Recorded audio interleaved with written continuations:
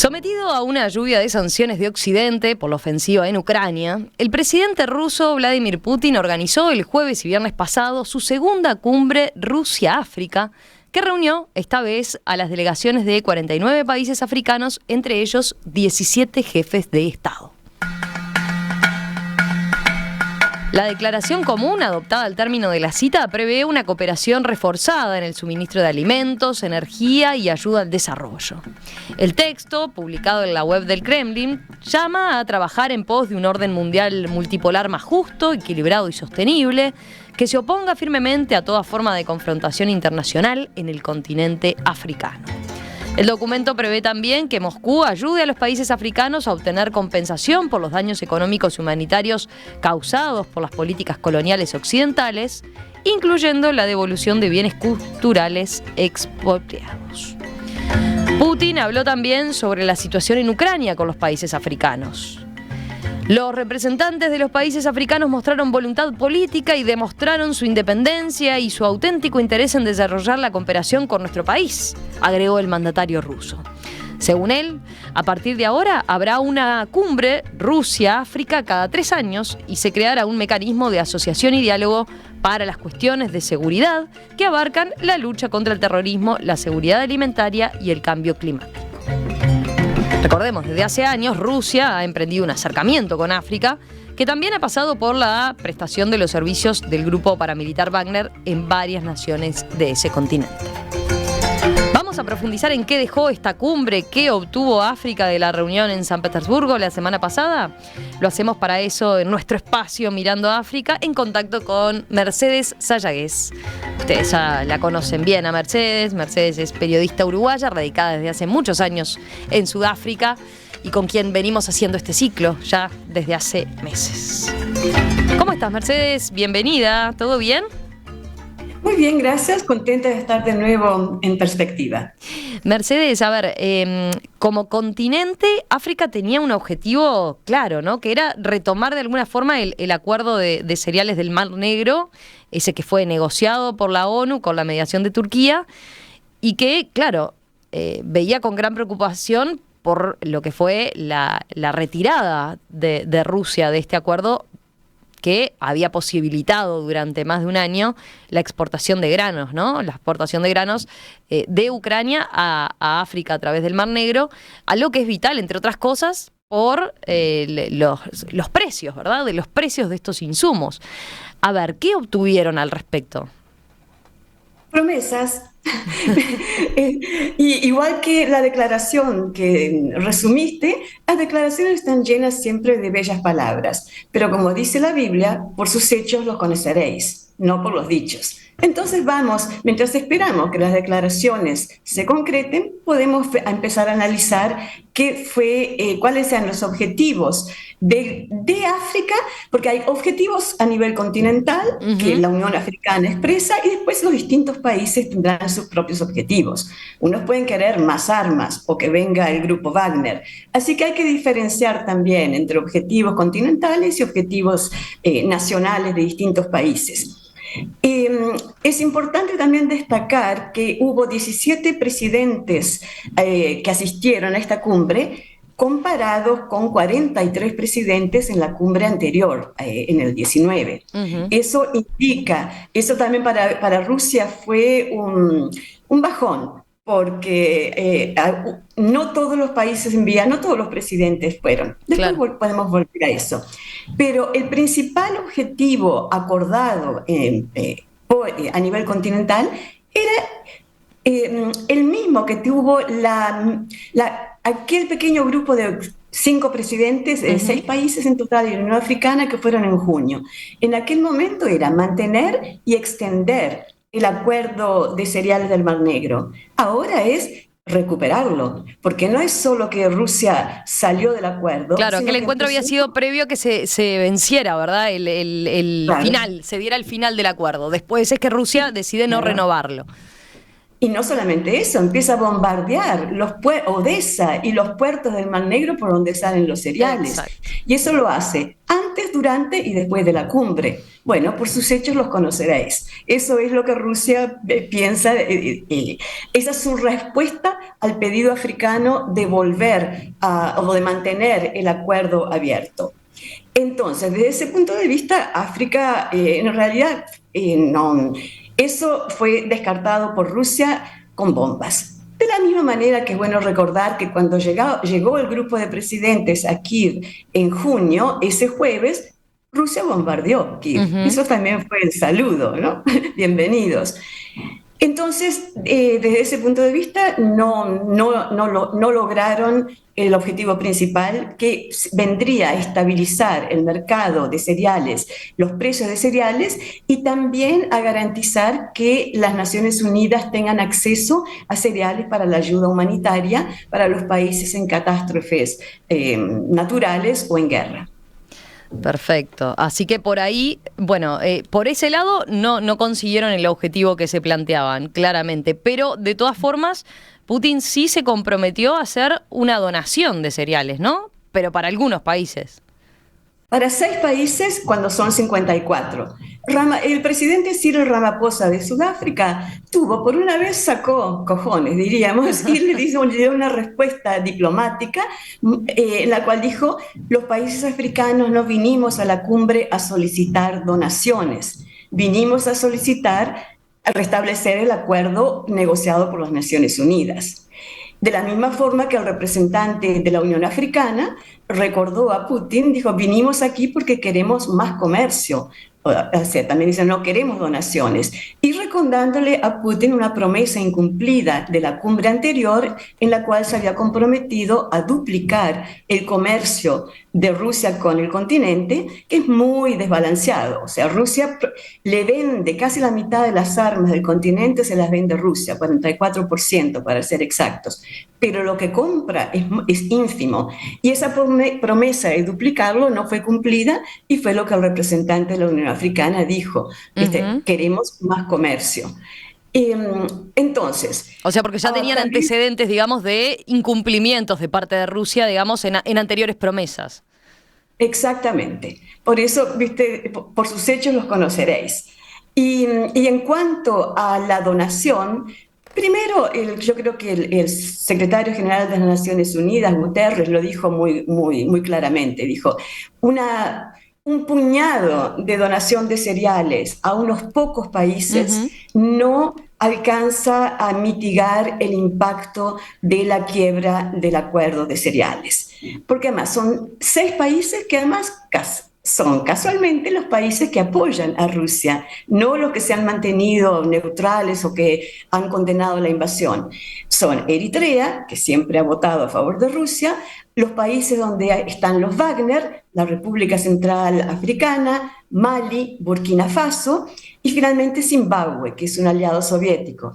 El presidente de Zimbabue, Emerson Mnangagwa, cuando le respondió agradeciendo la donación, pero también dijo que su país no precisa maíz ni cereales. Zimbabue es un alto productor de maíz. Y Mnangagwa dijo que tienen autosuficiencia alimentaria estos años porque han tenido buenas cosechas, no precisan la donación, pero de todas formas, muchas gracias. Entonces, de Yapa, Putin le regaló un helicóptero presidencial que le va a venir muy bien para las elecciones próximas. Eso sí Entonces, también esa precisaba. ayuda a Zimbabue, en realidad, Zimbabue no precisa cereales. Y también después está lo que yo no he visto en ningún artículo todavía, Sí, ¿cómo, no? que ¿Cómo vas a pregunte concretar esa donación? ¿No? cómo y cuándo. No, porque varios de esos países no tienen costa.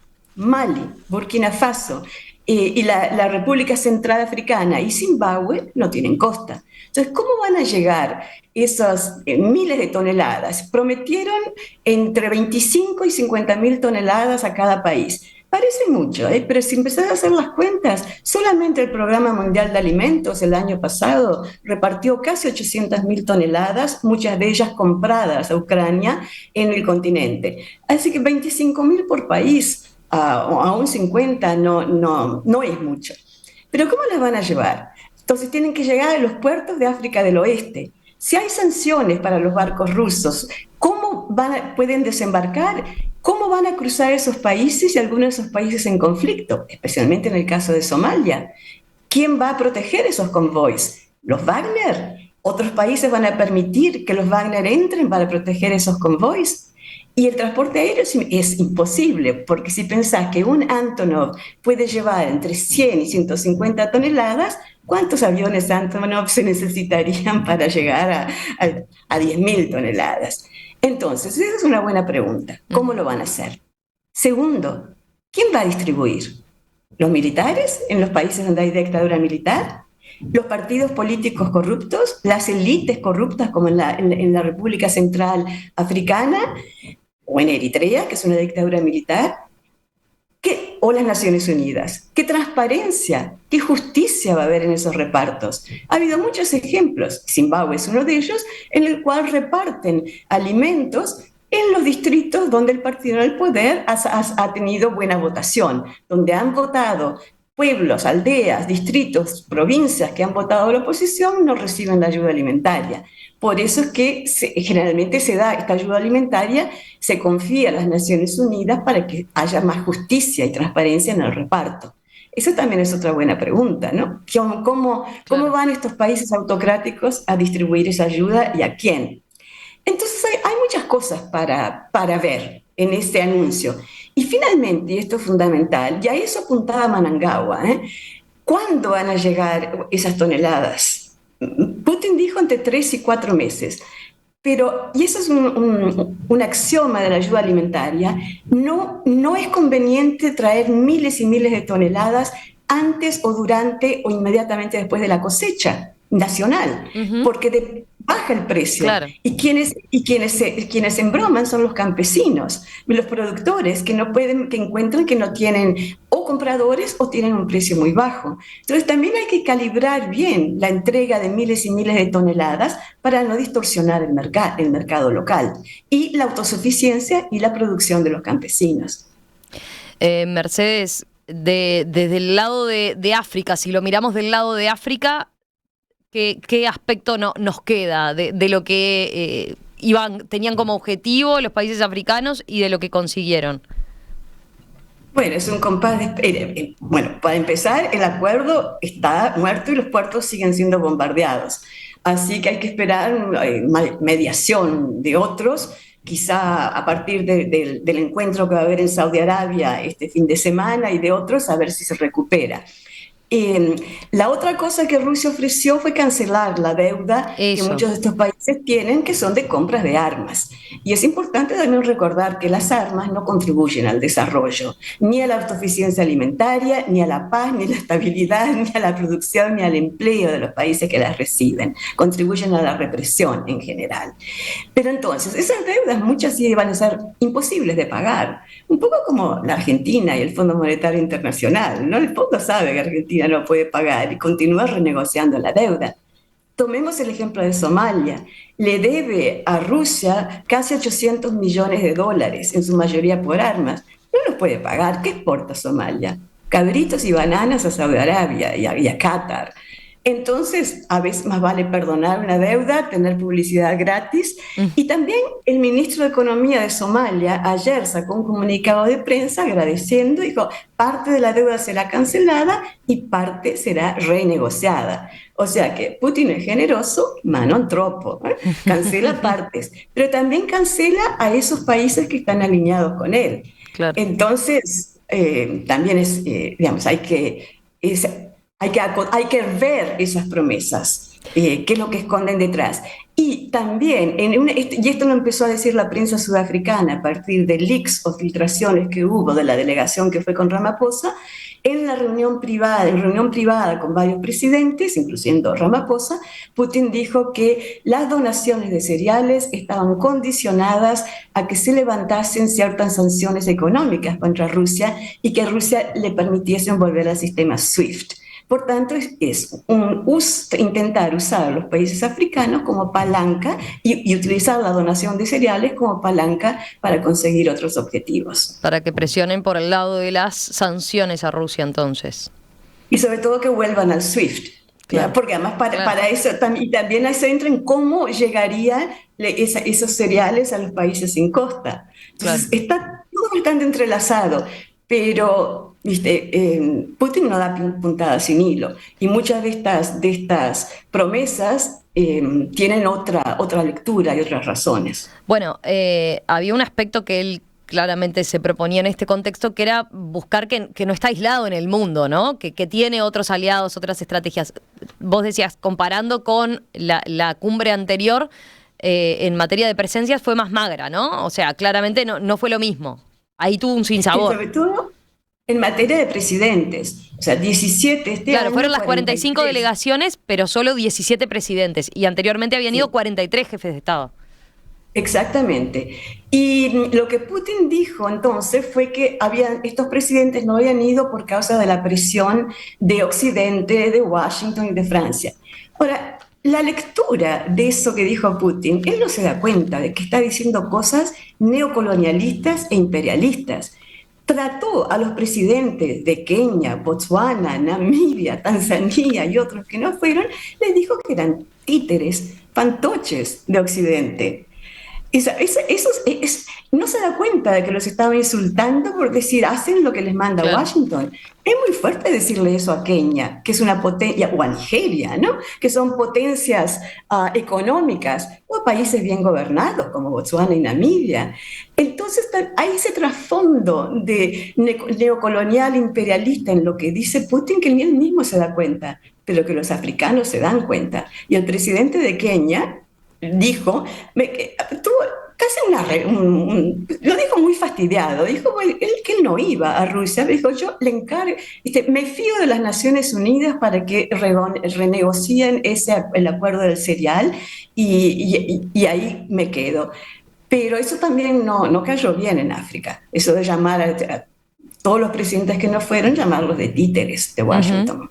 Claro, claro, claro. Era el mensaje que estaba implícito, decís.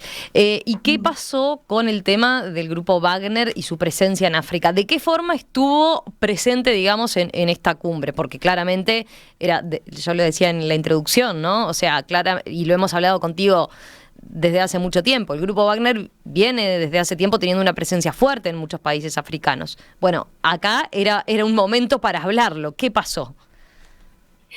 Bueno, desde que el motín, y después del motín y de la rebelión, Ujú. o el intento de pucho, de golpe, como quieran llamarlo, tanto Putin como Prigozhin han dicho que Wagner se va a mantener en África. Y tienen que hacerlo, porque Rusia precisa el ingreso que viene de las minas de oro y de diamante que tiene Wagner en Mali, en República Centroafricana, en Sudán, y de las empresas que tiene de fabricación de vodka y de cerveza y otras.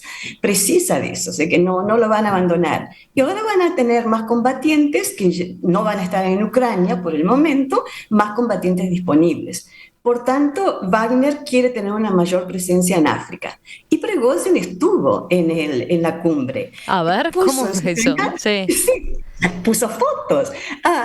Puso una foto en que está aparentemente con un diplomático de la República Centroafricana que tiene sus credenciales con el logo de la cumbre. Ujú. Están los dos departiendo muy sonrientes y puso esa foto en su canal en Telegram.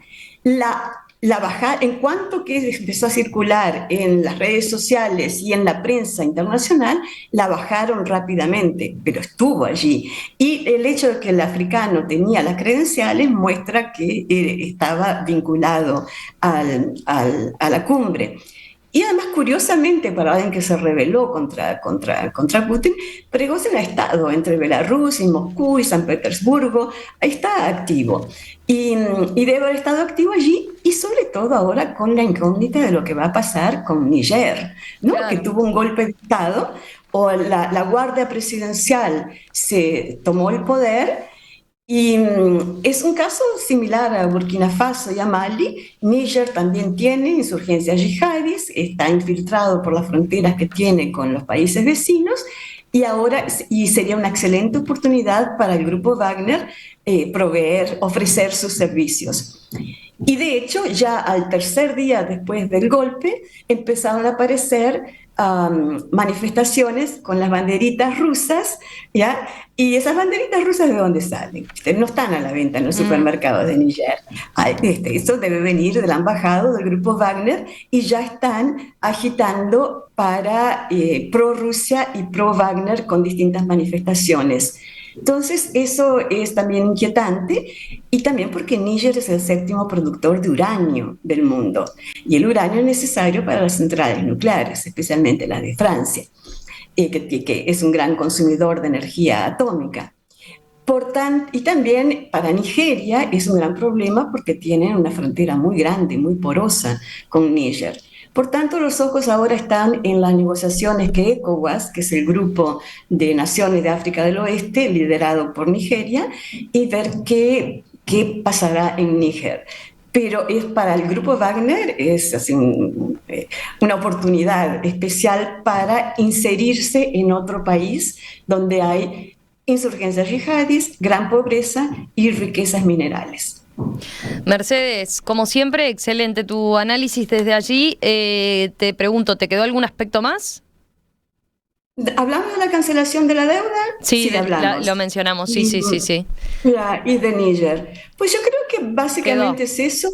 ¿Sí? Quedamos entonces a la espera de bueno, ver qué pasa ahí en Níger, que lo estamos siguiendo. De hecho, en nuestros titulares ha aparecido estos días claramente en las noticias y ver entonces qué pasa allí a raíz de lo que decís de la posible presencia del grupo Wagner. Mercedes, gracias como siempre. ¿Y te parece? Sí. Sí, y es importante ver, la Unión Africana y Ramaphosa están preparando un comunicado sobre la reunión y veremos qué es lo que dicen, en qué se enfocan, además de las bellas palabras de declaración que tienen para decir sobre el acuerdo de cereales del Mar Negro, que es una cosa fundamental para el continente africano y para el mundo. Quedamos atentos a eso entonces, Mercedes. Un abrazo grande, gracias como siempre. Nos reencontramos en unas semanitas nomás. Gracias por invitarme, un gusto siempre estar en perspectiva.